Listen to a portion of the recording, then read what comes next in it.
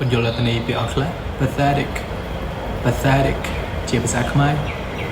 យើងអាចបកប្រែពាក្យនេះបានពីរបៀបដែលស្តៀងគ្នា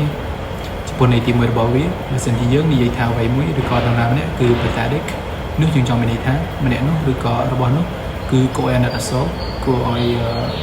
ឈឺចាប់ម្នាក់វាធ្វើយើងមានអារម្មណ៍ឈឺចាប់ឬក៏